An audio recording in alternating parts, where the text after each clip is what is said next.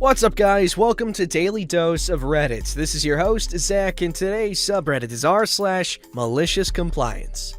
Alright, this story's called STDs Are Cheaper Than PhDs. I work for a company that, among other things, does security testing and verification of hardware that has strict security requirements. Think payment terminals, or chips in credit cards, or set-top boxes. Given this is a niche market and requires a lot of expertise, expensive equipment, and knowledge, our rates are high. The day rate for me could buy you an entire weekend with a high-class escort, as the client in this story once told me. But we have a stellar reputation in the industry to go above and beyond for clients, and are still cheaper than your product shipping late or never. Most customers understand this. Large and established clients know the costs and don't ever mention it to me. I have to check with the account manager to see how much he sold me for this time around. But we also serve smaller clients, startups or smaller companies that move into manufacturing or designing custom components or products that require our services as well. The company in question was a small company in Korea that made most of their money with a few legacy components used in alarm systems, among other things. They had a monopoly on these components because larger manufacturers had since moved on because for them, the economics did not make sense anymore. The smaller company had made it work for a few years longer, but already saw the end coming and started working on a new version of the component. Problem was that most of their capable staff had since left, and the product they had been designing for the past year was in itself an achievement for how broken and insecure it was. Like my wife. Kidding, I'm not married. But the owner of the company, who was the grand architect of this masterpiece, did not see it that way. This product was great and would pass all certifications and allow his company to rake in cash for another 20 years. I didn't know any of this going in. The account manager sold me on a run-of-the-mill job. Upon first day of review of the product, I found so many simple issues that I stopped the review and sat down with the client and the account manager to talk about changing the assignment to better serve their needs and make them actually pass certification on the first try. This often happens with smaller clients that don't always know the process to certification and find themselves lost in the process and the strict requirements. We generally take a more practical approach to help them out. As their end goal is certification, it makes sense to focus on solving the issues instead of spending 2 weeks on a report stating they have issues. While at first he was open to it, and we changed 2 weeks of testing and reporting to me helping them get things sorted, that way they might be able to hit their deadline with a more secure, albeit lower rated component. But he quickly invited himself into every conversation I had with an engineer, as he was the grand architect, and belittled me continuously, mostly ending with sexist remarks. I've learned to ignore the occasional comment by men in my field by now, sometimes being witty and fast enough to sling a hurtful comment back to them. But the grand architect of sexism actually started getting under my skin by how often he did in just one 20-minute conversation. Surely continuously being sexist must even wear him out, right? Halfway during the week, he suddenly brought in a potential new customer while I was working, not having mentioned it to me. I think because the company I work for is well known in the industry, he tried to put me on the spot with the customer to tell him how secure the product is, thinking the situation would make me just say the product was great to not create an incident. I said to come back later because I am doing very time-sensitive testing, and they luckily never came back. If he had pushed it, I would have probably said something to the effect of, "Secure? Not at all. That's why I am here." I cannot lie about findings. It's my reputation, and consequences be damned. At the end of the week, we had an update meeting, and Mr. Sexist only now told me that he changed his mind. He wanted nothing changed to product anymore. Me gone and a report on his desk by the next week he can share with the certification body. He was able to get an earlier slot for review and was gonna use it. The product was fine, and he was done with me. After a short argument, with me staying professional and trying to tell him he was only going to pass at a barely medium level with the fixes we put in over the last week, he told me that would be fine enough and to shut my mouth. I was a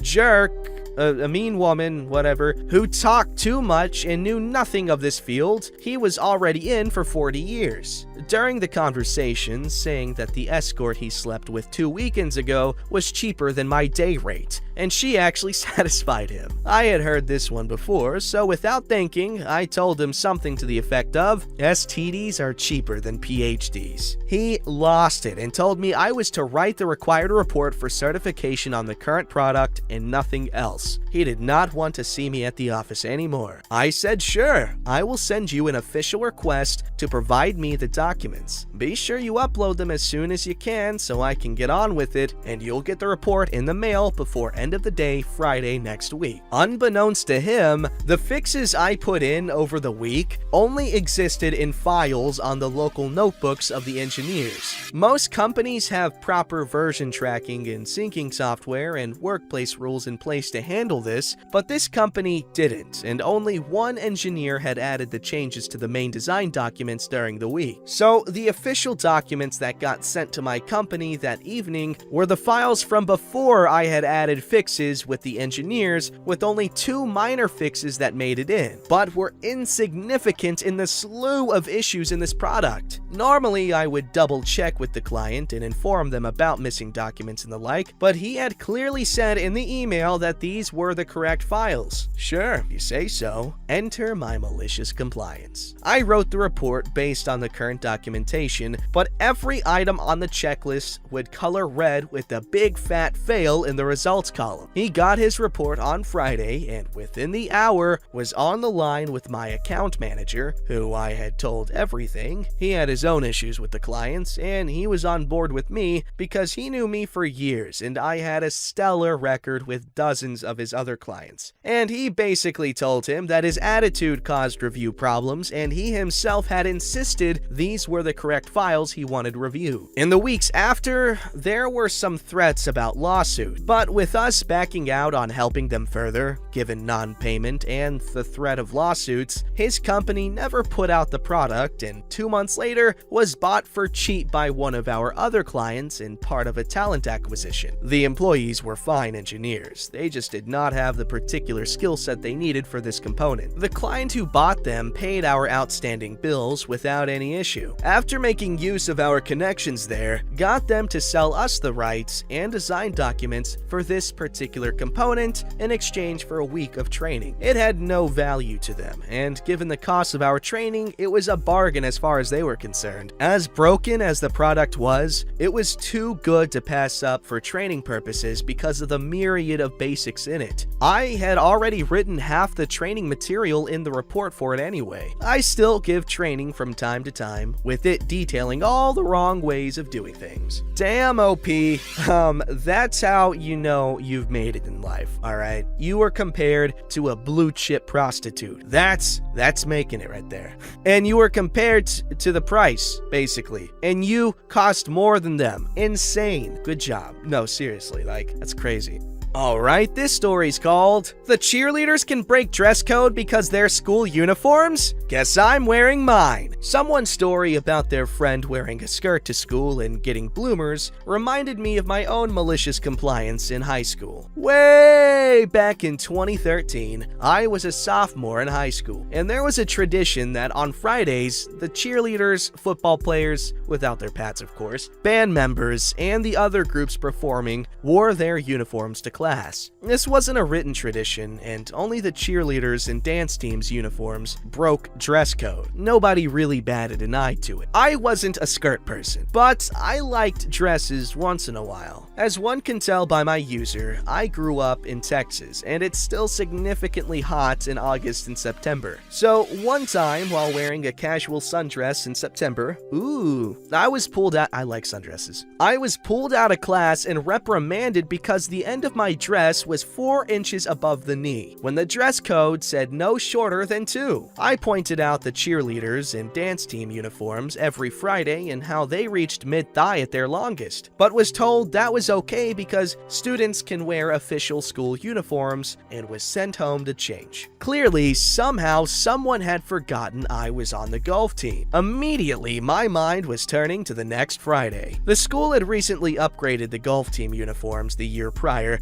and the girls' team uniform consisted of a short-sleeve collared polo shirt and a skirt. If you don't know what a skirt is, it's essentially a skirt and short shorts combined. It looks like a skirt, but they essentially act like built-in bike shorts. And these lovers were short. I'd argue shorter than the average cheerleader skirt. So that next Friday, about 3 days later, to my parents' surprise, I was ready to go that morning in my golf uniform, as compared to taking a bag to keep the clothes in to change into after school. But I just said, Fridays we can wear our uniforms to class. And they accepted that without question and took me to school. Well, by second period, I was sent to the office yet again. And the first thing the assistant principal asked me was why I would deliberately disobey her right after our last conversation, and threatened in-school suspension. I'll never get anywhere in life by not listening, yada yada yada. When I finally had a chance to get a word in, I said, but this is my school golf uniform, and I pointed to our school's logo that was sewn into my polo shirt. You said students can wear official school uniforms to class. Why are cheerleader uniforms okay and mine isn't? This isn't even a skirt, it's a skirt. It has pants. I still remember how pissed off she was. She stared me down for what seemed like a millennium. Then she snapped and told me to get out of her office and go sit in the lobby area. That I knew what she meant and she would be calling my parents about this blatant disrespect. So I waited and played on my iPod and chatted with the nice secretary, trying to keep myself distracted because in reality, I had been really trying not to cry. I had massive anxiety when it came to authority, but I still had my naive sense of injustice, and I didn't just want to let this go. After about 20 minutes, she popped her head out and in a very monotone voice told me I could go back to class and let the teachers know I had gotten permission from the front office to wear my uniform. Then she went back in and closed the door before I could even think to respond. I spent the rest of my day dealing with teachers questioning me about my outfit and one or two calling the front office to double check my claim that I had in fact gotten permission, and went to practice after school as normal before being carpooled back home. My dad met me at the front door with a small smirk, and I asked him what in the world happened because I knew he was the go-to contact for my school, so I knew she called him. He explained that when she called and tried to get him to come to the school and get me and talked about punishments for my insubordination, he immediately began to argue with her and admitted he raised his voice quite a bit, asking why I wasn't allowed to wear my sport uniform that the school provided to me as a dress requirement at my golf practice, and mentioned taking this all the way to the school board and resolving this obvious favoritism. He then asked me not to do that again, but that he was proud of me, and told me, I know I had told you never to start a fight, but to always fight back. I always thought physically, but you damn sure took the advice. Edit. I'm sorry for hurting my fellow 20-somethings with the reminder that 2013 was 8 years ago. I know, that freaking hurt me too. Please don't look for gray hairs in the mirror for too long. Edit 2. An even deeper apology for my 30 to 60-year-olds who I offended even further with my edit. OP, you freaking funny person. I dig it. You freaking showed that stupid assistant principal. Oh my god. Also, where'd you go to school? I went to school at Montgomery. I have no feelings toward it. I'm just kidding. It's the best school in Texas because it's the only high school I went to. It's the only school in Texas I went to, unless you count when I was a little babe before I moved to Oklahoma, Colorado. Anyway, good job sticking it to the man, or in this case, the woman. Alright, this story's called, Can I Get an A for That Assignment? Back in the late 1999s, there's only one 1999, you silly, my son wasn't doing extremely well in his senior history class. Neither was I, probably because I was just born. They were studying the 1950s for the next few weeks. The teacher said if they came dressed up in 50s attire on a specific day, they could get an A for the chapter. My son said, if I dress up in a poodle skirt with the full outfit, can I get an A for the 6 weeks? The teacher said, I'd like to see that. I'd give you an A for the semester. Teacher didn't know my son wasn't joking. He came home, told me what was said. I made a trip to the fabric store right then. I whipped up that pink poodle skirt, got a short sleeve white shirt, some white calf length socks he could turn into Bobby sockses, and pulled out my mother's genuine 50s chiffon scarf out of the costume box, and he was set. My son showed up at school the designated day, strutted into the school, and received some looks. Now, he's 6 foot 4 inches tall, muscular. The average height in his school is like 5'4". Not one student gave him heck. Some started to, but he said if they weren't smart enough to take advantage of that loophole, well, he didn't want to hear it. The teacher told him that he didn't think my son would really do it. My son said, "Well, you don't really know me, do you?" He got his A for the semester. The vice principal tried to get him to go home and change because he might get beat up. It was 2 p.m. and school got out 1 hour later at 3 p.m. Right. My son told the vice principal he had been wearing the poodle skirt for the past 6 hours, and didn't he think if anyone would have an issue with him, they would have already made it known? Whatever. The next year, his friend said the school changed the student handbook and made sure boys couldn't wear skirts. Ugh. I guess my son could have worn his kilt then, right?